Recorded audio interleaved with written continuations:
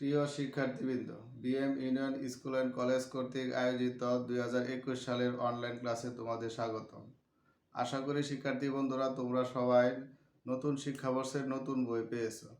আজকে আমি তোমাদের নবম শ্রেণীর গণিত বিষয়ের ক্লাস করব। তো শিক্ষার্থী বন্ধুরা সবাই খাতা কলম নিয়ে আজকের অনলাইন ক্লাস করার জন্য প্রস্তুত হও। শিক্ষার্থী বন্ধুরা তোমরা নতুন শিক্ষাবর্ষে নতুন বই পেয়েছো এবং এই আমাদের শিক্ষা জীবনের সবচেয়ে গুরুত্বপূর্ণ একটা বিষয় হলো নবম শ্রেণীতে, কারণ এই শ্রেণীতে ওঠার পরে তোমাকে সিদ্ধান্ত নিতে হয় তুমি কি নিবা, মানবিক শাখায় যাবা না ব্যবসায় শাখায় যাবা না বিজ্ঞান শাখায় যাবা। তাহলে সকল শাখার জন্যই সাধারণ গণিত বইটা আছে। এই সাধারণ গণিত বইটা খুব ভালো মতো যদি চর্চা করতে পারো তাহলে তোমাদের শিক্ষা জীবনের একটা ভালো পথ পরিষ্কার হয়ে যায়। এই জন্য শিক্ষার্থী বন্ধুরা আজকে আমাদের ক্লাসটা খুব মনোযোগ সহকারে অনুসরণ করবে এবং নিয়মিত পড়াশোনা করবে। তো শিক্ষার্থী বন্ধুরা আজকে তোমাদের আমি নবম শ্রেণীর নবম অধ্যায়ের গণিতের একটা সবচেয়ে গুরুত্বপূর্ণ শাখা হচ্ছে ত্রিকোণমিতি। ত্রিকোণমিতি সম্পর্কে আলোচনা করব। তার আগে আমরা 2021 শিক্ষাবর্ষে নবম শ্রেণীর যে পাঠ্যসূচিটা আছে সে সম্পর্কে তোমাদের কিছু ধারণা দিই। তো শিক্ষার্থী বন্ধুরা তোমরা সবাই সৃজনশীল সম্পর্কে অবগত আছো, আর সৃজনশীল শিক্ষা ব্যবস্থার কিভাবে প্রশ্ন হয় সেটাও তোমাদের জানা আছে। বিগত 1 বছর প্রায় পড়াশোনা থেকে মোটামুটি দূরে আছো, তারপরে আমি মনে করে দিই যে নবম শ্রেণীর গণিত সাধারণ গণিতের আমাদের গণিত বইয়ের 100 নম্বরের পরীক্ষা হবে, সময় থাকবে 3 ঘন্টা। তার মধ্যে সৃজনশীল অংশ এবং বহু নির্বাচনী অংশ। তাহলে শিক্ষার্থীরা আমি সৃজনশীল অংশের কি কি বিষয় থাকে সে ব্যাপারে একটু লিখি, তোমরা খাতায় লিখে রাখো, তাহলে পরবর্তীতে যখন ক্লাস করব তখন সুবিধা হবে। তো সৃজনশীল অংশ,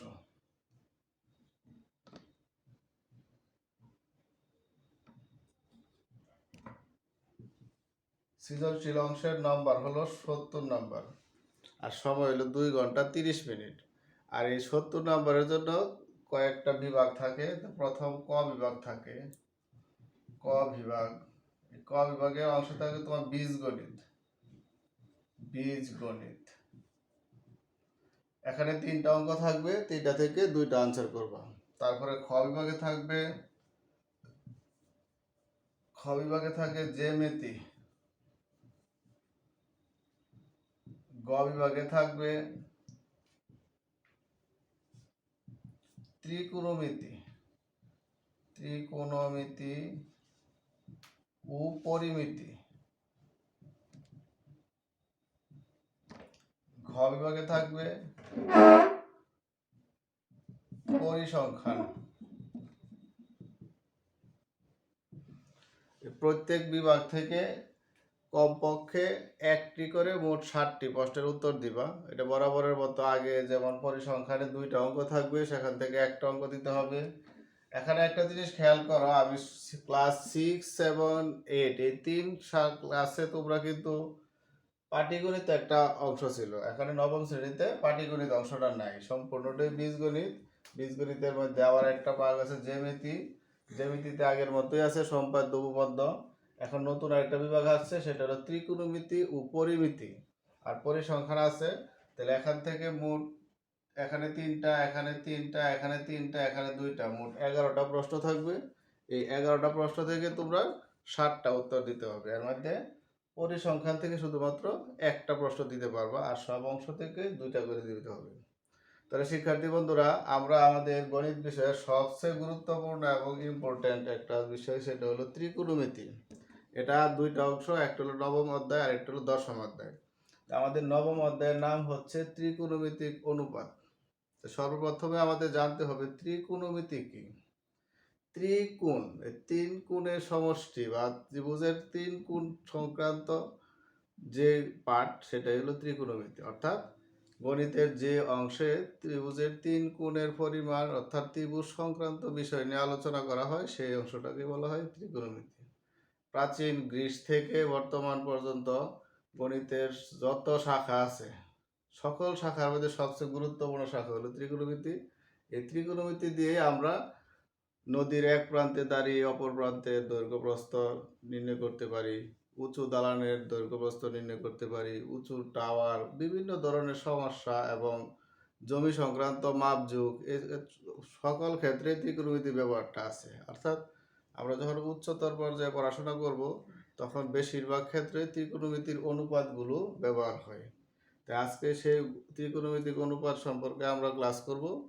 তো শিক্ষার্থী বন্ধুরা, তোমরা খুব মনোযোগ সহকারে ক্লাসটা শিখবে। এটা তোমাদের জীবনের সবচেয়ে গুরুত্বপূর্ণ এবং প্রথম অধ্যায়। এজন্য এখন থেকে যদি মনোযোগ সহকারে করতে পারো তাহলে সামনে অবশ্যই ভালো করবা। তো শিক্ষার্থীরা, তোমরা খাতা কলম নিয়ে রেডি হও। আমরা ত্রিকোণমিতির প্রথম যে পার্ট, ত্রিকোণমিতিক অনুপাত, ত্রিকোণমিতিক অনুপাত সংক্রান্ত যে নিয়মগুলো জানা দরকার, যে জিনিসগুলো জানলে আমি ত্রিকোণমিতি করতে পারবো, সেগুলো নিয়ে আমরা আলোচনা করব। তারপর আরেকটা অংশ রয়ে গেছে, সেটা হলো বহু নির্বাচনী অংশ।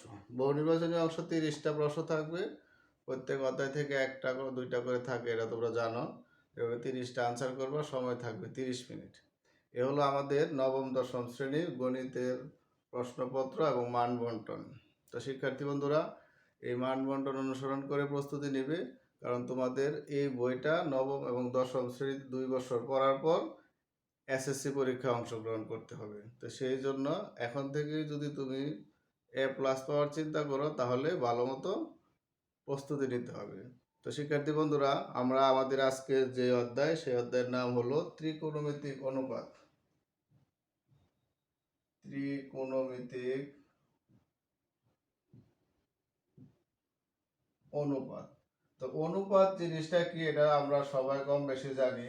অনুপাত হলো একই রাশির মধ্যে তুলনা, অর্থাৎ কোনটা কত গুণ কম বা বেশি, গুণ বা ভাগ, এটাই হলো অনুপাত। তাহলে ত্রিকোণমিতিক অনুপাত সম্পর্কে জানতে হলে আমাকে একটা ত্রিভুজ সম্পর্কে জানতে হবে। তো সর্বপ্রথম আমরা সবাই জানি ত্রিভুজ কি। ত্রিভুজ হলো 3টি বাহু দ্বারা সীমাবদ্ধ অঞ্চল বা ক্ষেত্র। তাহলে 3টি বাহু দ্বারা সীমাবদ্ধ বা আবদ্ধ অঞ্চলকে ত্রিভুজ বলা হয়। আর এই সব ত্রিকোণমিতির ক্ষেত্রে সবসময় সমকোণী ত্রিভুজ নিয়ে আলোচনা করব। তাহলে আমি যদি এখানে একটা সমকোণী ত্রিভুজ অঙ্কন করি, মনে করো আমি একটা সমকোণী ত্রিভুজ আঁকলাম, নাম দিলাম এ বি সি। এই সমকোণী ত্রিভুজের একটা কোণ সমকোণ, কারণ সমকোণী ত্রিভুজের সংজ্ঞা থেকে আমরা জানি যে যে ত্রিভুজের একটি কোণ সমকোণ তাকে সমকোণী ত্রিভুজ বলে। তো শিক্ষার্থী বন্ধুরা, ত্রিকোণমিতি পাঠের জন্য আমাদের যে সমকোণী ত্রিভুজটা আঁকলাম সেটা হলো এবিসি, একটি সমকোণী ত্রিভুজ। এটার বি কোণটাকে আমি সমকোণ বললাম। আর সমকোণ মানে কি 90 ডিগ্রি, এটা সবাই জানি। তারপর এখানে একটা অন্তর্ভুক্ত কোণ লাগবে, তাই মনে করলাম এই সি কোণটা আমার অন্তর্ভুক্ত কোণ। এই সি কোণ অন্তর্ভুক্ত কোণ দেওয়ার পরে এই ত্রিভুজ থেকে আমরা কিছু বৈশিষ্ট্য পাই। সেই বৈশিষ্ট্যটা হলো এই সমকোণের বিপরীতে যে বাহুটা আছে, যে এসি বাহু, এই এসি হলো ত্রিভুজের অতিভুজ।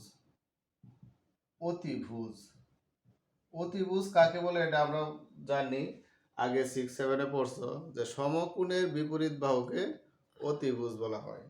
তারপরে আমি যে অন্তর্ভুক্ত কোণ যে বাহুটার উপর নিলাম সেটাকে বলা হয় সন্নিহিত বাহু। সন্নিহিত বাহু। তাহলে বিসি হলো আমার সন্নিহিত বাহু। সন্নিহিত বাহু। সন্নিহিত বাহুকে অনেক সময় আবার ভূমিও বলা হয়, ভূমি। আর এই এসি হলো বিপরীত বাহু বা লম্ব। বিপরীত বাহু। এসি এ বি কে বলা হবে বিপরীত বাহু। বিপরীত বাহু। আর এটা আমরা অতিভুজ, তো প্রথমেই বললাম যে এসি হলো অতিভুজ। তো শিক্ষার্থী বন্ধুরা, একটা জিনিস সবসময় খেয়াল রাখবা, যেটা সবচেয়ে গুরুত্বপূর্ণ জিনিস, সেটা হলো অন্তর্ভুক্ত কোণটা কোথায় অবস্থিত। এটা তোমার উদ্দীপকে চিহ্নিত করে দেওয়া হবে যে অন্তর্ভুক্ত কোণ কোনটা। তো অন্তর্ভুক্ত কোণ যেখানে থাকবে সেটাকে আমরা সবসময় সন্নিহিত বাহু ধরবো। আর সন্নিহিত বাহু এটা ধরার পরে অপরটা অটোমেটিক বিপরীত বাহু। তো শিক্ষার্থী বন্ধুরা, এখানে আরেকটা জিনিস জানলাম যে এই যে অন্তর্ভুক্ত কোণ, এই অন্তর্ভুক্ত কোণটাকে একটা প্রতীক দ্বারা চিহ্নিত করা হয়। সেই প্রতীকটাকে আমরা বলি থিটা। তাহলে আমি যদি এটার নামটাকে বলে লিখে রাখি, কারণ নতুন শব্দ তোমরা খাতায় লিখে রাখো, থিটা। থিটা, এই থিটা থাকতে পারে, অথবা কোণের নাম বলে দিতে পারে, অথবা এ দিতে পারে, বি দিতে পারে, আলফা দিতে পারে, গামা দিতে পারে। বিভিন্ন প্রতীক দ্বারা এই অন্তর্ভুক্ত কোণটাকে বোঝানো হয়। তবে ত্রিকোণমিতির ক্ষেত্রে বেশি ক্ষেত্রে থিটা শব্দটা থাকে। তাহলে আমি আশা করি ত্রিভুজের থেকে যে মোটামুটি যে তথ্যগুলো আছে সেগুলো তোমাদেরকে বোঝাতে পারছি। এই তিনটা তথ্য যদি তোমার মাথায় থাকে তাহলে আমরা অনুপাতগুলো বুঝতে পারবো। ত্রিকোণমিতিক অনুপাতটা লেখার জন্য নির্দিষ্ট কিছু অনুপাত আছে, সেগুলোর নামগুলি আমি লিখি। তাহলে আমি এই অংশটা সবাই খাতায় তোলো, আমি মুছে ফেলি। ত্রিভুজটা মুছে আবার আঁকবো, উপরে ছোট করে আমি একটা ত্রিভুজ আঁকি। তোমরা লেখা শেষ করে ফেলো ইতিমধ্যে। তাহলে আমি যদি এখানে ত্রিভুজটাকে আবার আঁকি ছোট করে, এটা দিলাম আমার বি কোণ 90°, এখানে এ কোণ, এখানে সি কোণ, এই সি কোণের অন্তর্ভুক্ত কোণ হিসেবে দিলাম থিটা। তাহলে আগে আমি লিখছিলাম এটা অতিভুজ, এটা সন্নিহিত বাহু, এটা বিপরীত বাহু। এখন আমার মূল কাজ যে ত্রিকোণমিতিক অনুপাত, যে অনুপাতগুলো বলা হয়েছিল, আসলে অনুপাত কি? এখানে ত্রিকোণমিতিকে 6টা অনুপাতে বিভক্ত করা হয়েছে। প্রথম যদি আমি মনে করি, প্রথমটার নাম হলো সাইন, SINE। এটার উচ্চারণটা লিখে রাখো সবাই, সাইন। এর সাথে যা থাকবে, থিটা থাকলে থিটা, এটাকে সংক্ষেপে বলা হবে সাইন, SIN। এর সাথে থিটা থাকলে থিটা, এ থাকলে এ, বি থাকলে বি। অর্থাৎ অন্তর্ভুক্ত কোণ যে প্রতীকটা থাকবে, এখানে সাইনের ইটা পরিবর্তন হয়ে ওই অনুপাতটা বসবে। এটা মনে রাখবা। তাহলে আমি যদি এখানে সি দিতাম তাহলে লিখতাম সাইন সি, এ দিলে লিখতাম সাইন এ, থিটা দিলে লিখবো সাইন থিটা। তারপরে আসবে কোসাইন,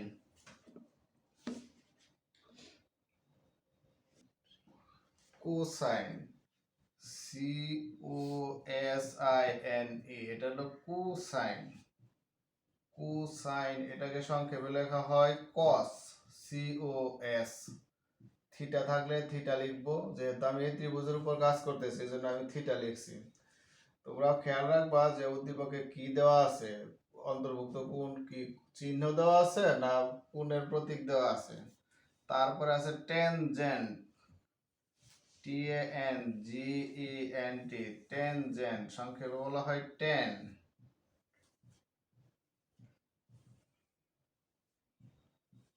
টেনজেন্টকে সংক্ষেপে বলা হবে টেন। ছোট হাতের টি লিখতে পারো, বড় হাতের টি লিখতে পারো, তবে ছোট হাতের টি লেখাটাই ভালো। টেনজেন্টের সাথে টেন থিটা। তারপরে আছে এই তিনটা হলো আমার মূল সূত্র, মানে মূল অনুপাত। এই তিনটা অনুপাতের বিপরীত অনুপাত আছে, যেমন প্রথমে সাইনের বিপরীত হলো কুসেক, কুসেক বা কুটেনজেন্ট, কুসেকেন্ডকে সংক্ষেপে বলা হয় কুসেকেন্ড, কুসেকেন্ড, কুসেকেন্ডকে সংক্ষেপে বলা হয় কসেক, কুসেক, কুসেক। তারপরে আসে শুধু সেকজেন্ট, SECANT, সেকেন্ড, সেকেন্ড এটাকে সংক্ষেপে বলা হয় সেক থিটা। তারপরে টেনজেন্টের উল্টো হলো কুটেনজেন্ট, কুটেনজেন্ট।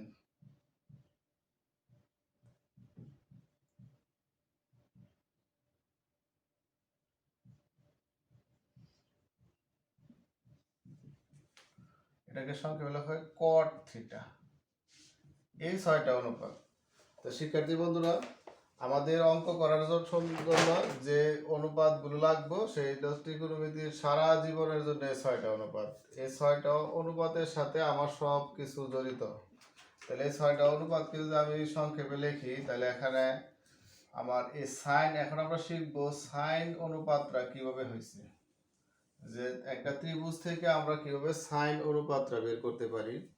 তা শিক্ষার্থী বন্ধুরা, এই ত্রিভুজটা তোমরা সবাই এই লেখাগুলো খাতায় লেখো, তারপরে ত্রিভুজটা আবার অঙ্কন করো, অঙ্কন করার পরে বাহুগুলোর নাম লেখো, যেমন এটা ছিল সন্নিহিত বাহু, সন্নিহিত বাহু, এটা ছিল অতিভুজ, এটা হলো বিপরীত বাহু, বিপরীত বাহু। তো এই তিনটা বাহু তাদের অন্তর্ভুক্ত কোণ হলো থিটা। সেই হিসাবে কিভাবে আমরা সাইন বের করব, কস বের করব, ট্যান বের করব সেটা আমরা আজকে শিখব। তাহলে আমরা প্রথমে শিখি যে সাইন অনুপাতটা আমরা কিভাবে নির্ণয় করতে পারি। যে একটি সমকোণী ত্রিভুজের সাইন অনুপাতটা নির্ণয়ের জন্য যে বাহুগুলো দরকার সেটা হলো আমার বিপরীত বাহু এবং অতিভুজ।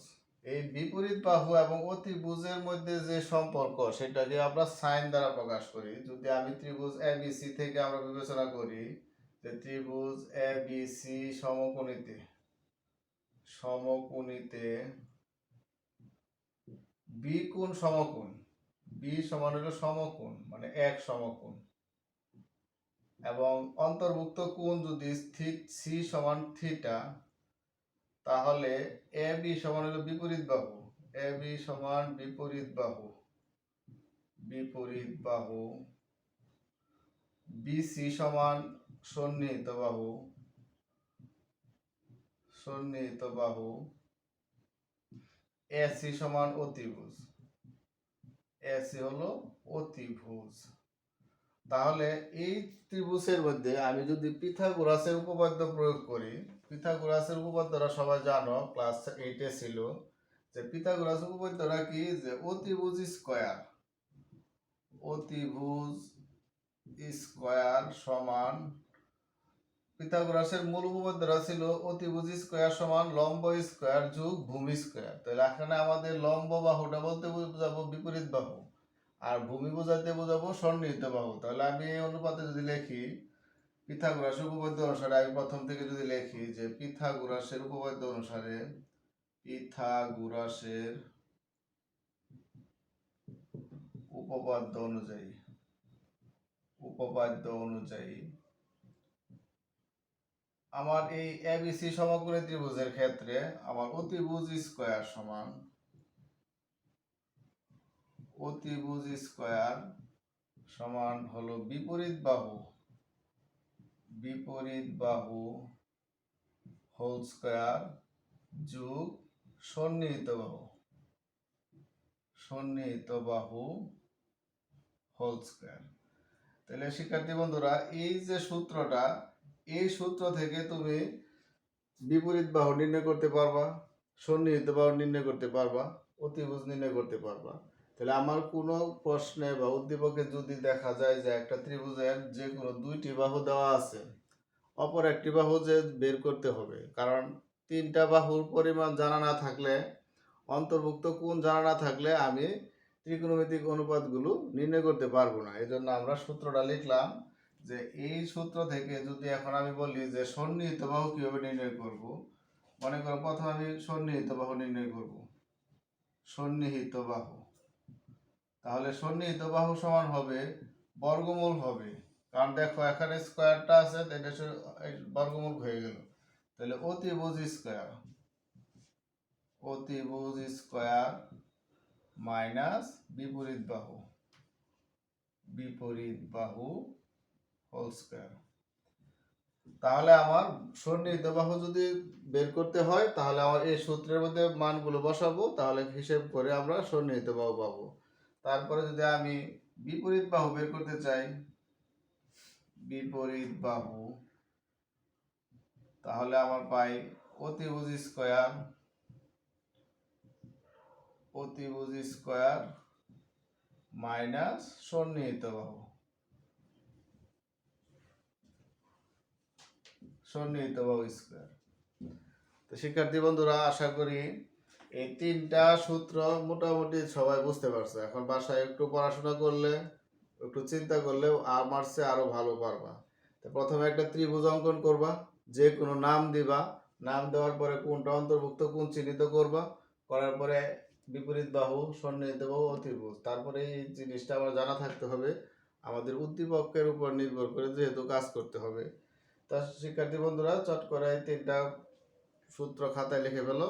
আমরা পরবর্তীতে যে ত্রিকোণমিতিক অনুপাতের মূল যে কাজ, যে সাইন অনুপাতটা আমরা কিভাবে তৈরি করব এটা দেখব।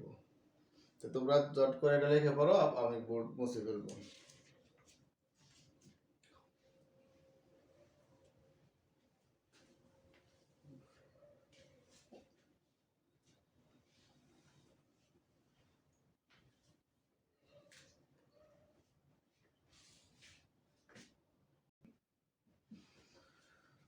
তো শিক্ষার্থী বন্ধুরা, আশা করি এটা সবাই লিখছো। এখন মনে মনে মুখস্থ করো। আমরা মূল কাজে চলে যাই, যে আমরা যে ত্রিকোণমিতির যে আসল সূত্র, যেটাকে অনুপাতের সূত্র, আমরা আজকে শিখবো কিভাবে সাইন অনুপাতটা নির্ণয় করতে হয়। তাহলে এই ত্রিভুজ থেকে আমি যদি অন্তর্ভুক্ত কোণ থিটা ধরে হিসাব করে লিখি, তাহলে সাইন থিটা সমান হলো বিপরীত বাহু বাই অতিভুজ।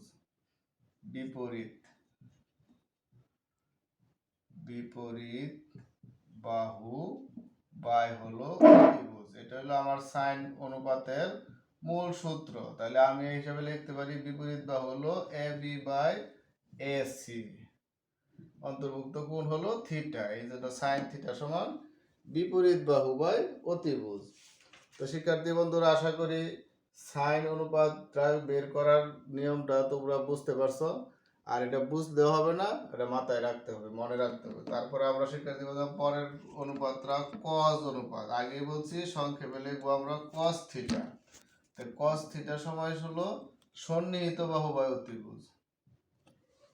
সন্নিহিত বাহু বাই অতিভুজ। তাহলে এখন আমি লিখতে পারি বিসি বাই এসি। তখন আবার যে প্রথম আমরা তিনটা সূত্র শিখছিলাম, একটা বলছিলাম সাইন, একটা কজ, এখন আরেকটা হবে টেন থিটা। টেন থিটা হলো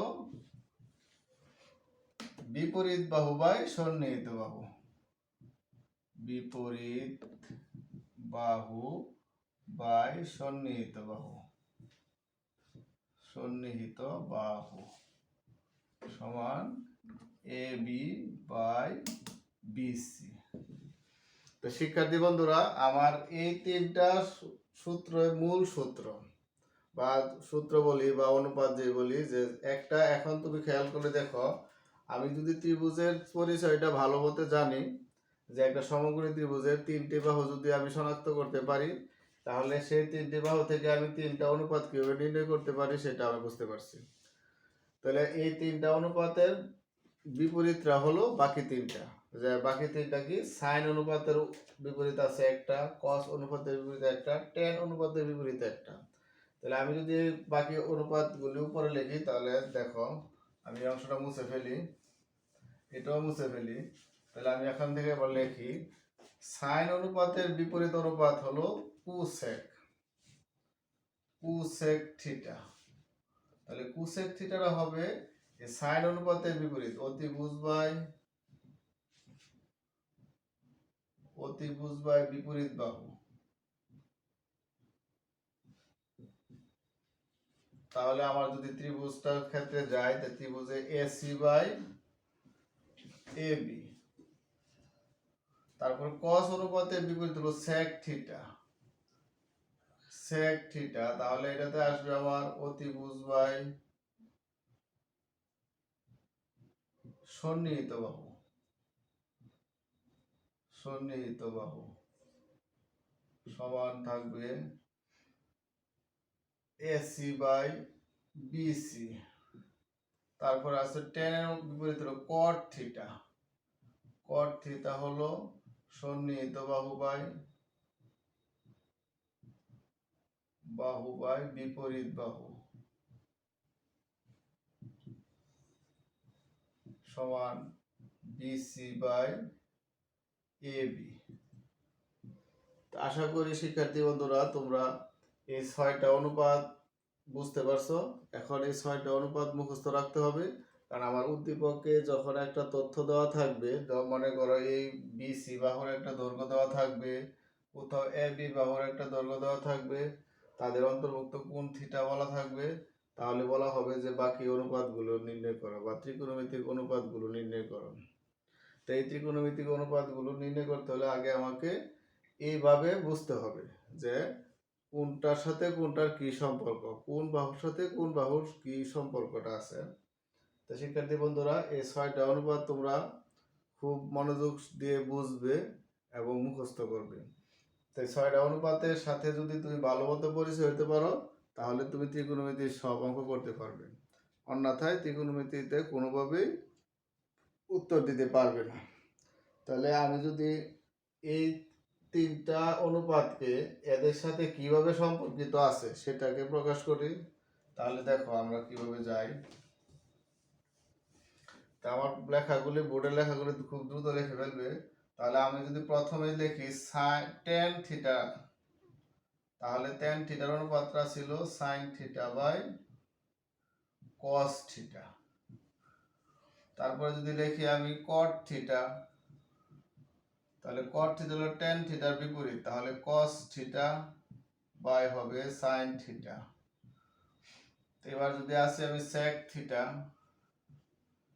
sec থিটা সমান হবে 1 বাই cos থিটা, আর cosec থিটা সমান 1 বাই sin থিটা। অনুরূপভাবে এখন cos থিটা যদি লিখি, cos থিটা হবে 1 বাই sec থিটা, আর sin থিটা হবে 1 বাই cosec থিটা। এটা 1 1 1 1। তাহলে শিক্ষার্থী দেখো 1 2 3 4 5 6, এই 6টা অনুপাত আবার তারা নিজেদের সাথে কিভাবে অন্তঃসম্পর্কিত। তাহলে আমাদের 9.1 অধ্যায়টা করতে হলে আমাদের ত্রিকোণমিতিক অনুপাতগুলি খুবই ভালোভাবে মুখস্থ করতে হইব, আর সূত্রগুলো আমার জানা থাকতে হবে। তাহলে আমরা আশা করি তোমরা এই সূত্রগুলো আগামী ক্লাসের আগে সবগুলো কমপ্লিট করে ফেলবে, কারণ এই সূত্রগুলো যদি মনে না রাখতে পারো তাহলে কোনো অঙ্কই আমরা করতে পারবো না। তারপরে এই সূত্রের সাথে আমরা যদি একটা সমীকরণ হিসাব করি, তাহলে আমি উপরে লিখি, তোমরা কিন্তু খাতায় অবশ্যই তুলে ফেলবে, আর এগুলি বইও আছে, বই আরো সুন্দর করে লেখা আছে, তোমরা বই দেখলেও পাবা আর ক্লাসেরটা অনুসরণ করে পারবা। তাহলে এখানে আরেকটা নিয়ম সূত্র আছে, সেটা হলো sin square theta plus cos square theta সমান 1। তারপরে তাহলে আমি এই সমীকরণ থেকে আবার আরো দুইটা মান বের করতে পারবো, অর্থাৎ sin থিটার মান বের করতে পারবো, cos থিটার মান বের করতে পারবো। অনুরূপভাবে tan cot sec cosec তাদের মধ্যেও পারস্পরিক সমীকরণ আছে, সেই সমীকরণগুলো আমি লিখতে পারি যে sec square theta minus tan square theta সমান 1। আরেকটা আছে cosec square theta minus cot square theta সমান 1। তাহলে এই 3টা সমীকরণ থেকে আবার আমি প্রত্যেকটা মান বের করতে পারি। শিক্ষার্থী বন্ধুরা, এই নবম অধ্যায়টা করতে গেলে শুধু সূত্র আর সূত্র। তাহলে আগামী ক্লাস পর্যন্ত তোমরা এই যে 6টা অনুপাত নির্ণয়ের নিয়ম, 6টা অনুপাত কার সাথে কে কিভাবে সম্পর্কিত, এবং এই 3টা সমীকরণ শিখবা, এই 3টা সমীকরণ মুখস্থ করবা। তারপরে আমি আবার 3টা সমীকরণ থেকে আবার কিভাবে সূত্রগুলো হয়, তারপরে sin square theta plus cos square theta সমান 1 জ্যামিতিকভাবে আমরা কিভাবে প্রমাণ করব সেটা শিখব। সেই পর্যন্ত সবাই বাসায় মনোযোগ সহকারে পড়বে, স্বাস্থ্যবিধি মেনে চলাফেরা করবে। আমাদের এই বৈশ্বিক মহামারী অবস্থা কাটিয়ে গেলে আমরা আশা করি খুব শীঘ্রই তোমাদেরকে নিয়ে আমাদের প্রিয় স্কুলে আবার যেতে পারবো, ক্লাস করতে পারবো। সেই পর্যন্ত সবাই ভালো থাকো, সুস্থ থাকো, মনোযোগ সহকারে লেখাপড়া করো। খুদা হাফেজ।